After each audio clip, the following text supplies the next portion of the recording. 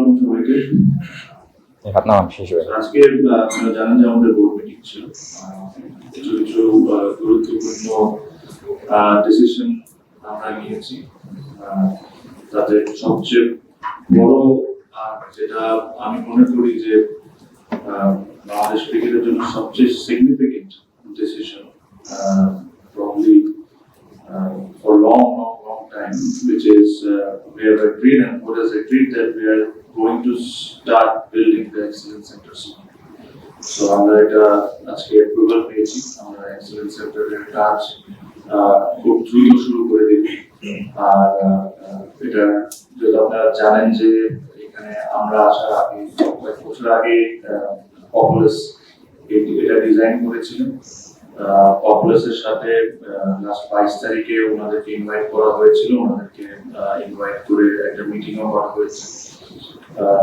ওনাদের সাথে একটা আলোচনার মাধ্যমে ওনাদের যে ডিজাইনটা এখন এক্সেলেন্স সেন্টার প্লাস স্টেডিয়ামের আছে, ওই ডিজাইনের কিছু চেঞ্জেস, কারণ আমি এই কথাটা আরেকটা প্রেস কনফারেন্সেও বলেছিলাম যে প্রবলি যে এক্সেলেন্স সেন্টারের স্বপ্ন আমি দেখি বা আমাদের ক্রিকেট বোর্ডটা দেখে, প্রবলি ওই ডিজাইনটা ওটার সাথে ম্যাচ করে না। তো আমরা কমপ্লেক্সকে রিকোয়েস্ট করেছি যে এটাকে রিডিজাইন করতে। ওদের সাথে একটা $9 লাখ পেমেন্ট পেন্ডিং আছে, ওই পেমেন্ট নিয়ে একটা আলোচনা হয়েছে। সো আশা করি ডিজাইন পাওয়ার পর আমরা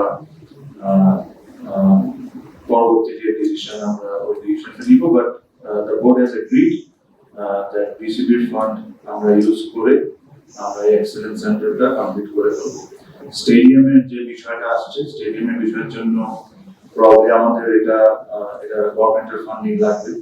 আর যেহেতু আপনারা জানেন যে 2031 সালে বাংলাদেশে মেন্স ক্রিকেট ওয়ার্ল্ড কাপ আছে 50 over, which is the third biggest sporting event in the world. So Bangladesh এটা হোস্ট করবে।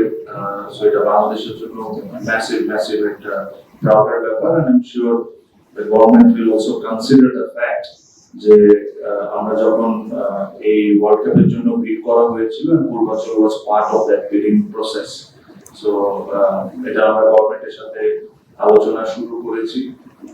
আমরা আরো যে স্টেপগুলো নেওয়ার দরকার ওদের সাথে কথা বলে এই স্টেডিয়ামটা আমরা কত তাড়াতাড়ি ফান্ডিংটা সিকিউর করে আমরা আগাতে পারি, এটা নিয়ে আমরা আলোচনা করব। বাট যেটা আমরা বললাম যে অনেক সময় এইসব প্রসেসের কারণেই কোনো সিগনিফিকেন্ট ডিসিশন আমরা নিতে পারতাম না বা আগাইতে পারতাম না।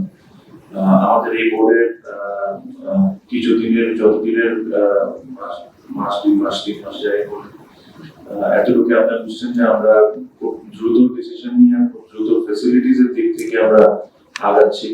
সো এই cricket excellence centre of centre of excellence যাই বলেন না কেন, এটা যদি আমরা আমাদের প্ল্যান হিসেবে পুরোপুরিভাবে করে দিতে পারি, which I think should be completed in next 3 years, 2.5 years to 3 years, এই পুরো জিনিসটা including BCB office and everything, ওখানে সব ধরনের ফ্যাসিলিটিস থাকবে, একটা ইন্টারন্যাশনাল স্ট্যান্ডার্ডে যা যা থাকার দরকার সবকিছুই থাকবে। এটা ব্যক্তিগতভাবে আমি নিজেই ডিজাইনিং এর সাথে বলেন ফ্যাসিলিটিস কি থাকবে এটা আমি নিজেই ব্যক্তিগতভাবে involve, because I want to give the absolutely best to Bangladesh.